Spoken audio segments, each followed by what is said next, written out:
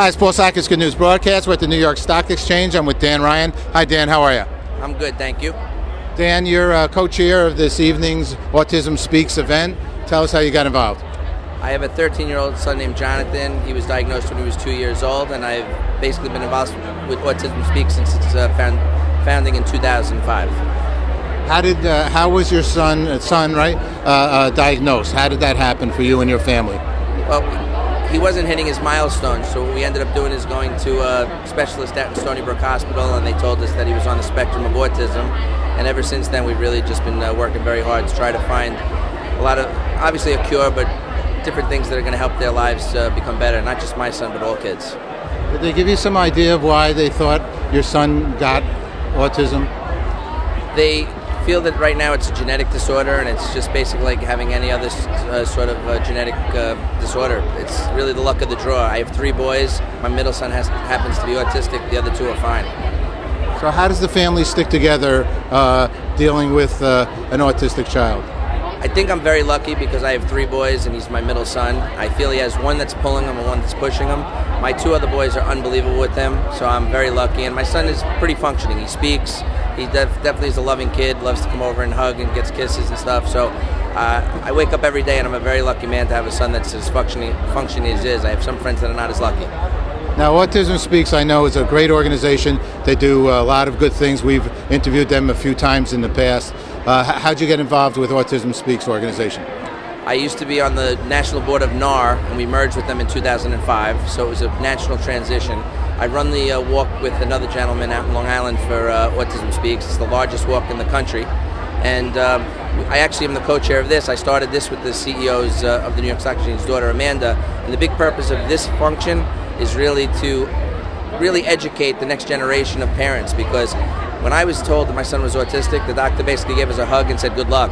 We don't want a parent to go through those feelings again. We want to be able to tell the parent, unfortunately, your child's autistic, and here's all the stuff that we can do to help you. And hopefully someday we'll end up finding a cure for this terrible affliction. Well, with the new science like DNA and genome therapy and stem cell, do you see some optimism there? We're very optimistic, but I'm not too sure if we can turn back time. I don't know if my son is ever going to be cured, but we're hoping that the next generation kids like my sons that are having children later on in life don't have to worry about what we're doing. But there's a lot of improvements. Their lives are getting much better. There's jobs in the workplace for kids with autism. So society's really embraced them, and we're just hoping that that keeps growing.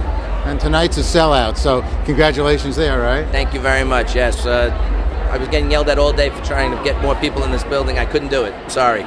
Well, this is a beautiful place to do it. I believe the president of the stock exchange, somebody has autism as well. Yes. Did I understand that correctly? The CEO of the New York Stock Exchange, Amanda Niederauer, has a 13-year-old son. His daughter, Amanda, is the co-chair of the event. So he's been unbelievable. And unfortunately, autism is increasing over the past years. When I started 10 years ago, I would say from now to then, we're talking a 3-time increase in children afflicted with this. It's 1 in 110, where it used to be 1 in 250, and it's 1 in 70 boys. It's 4-to-1 boy-to-girl ratio. They don't know why that is, but it just seems like every block, every classroom, everybody that you know, somebody is afflicted with it, either with a child or a relative.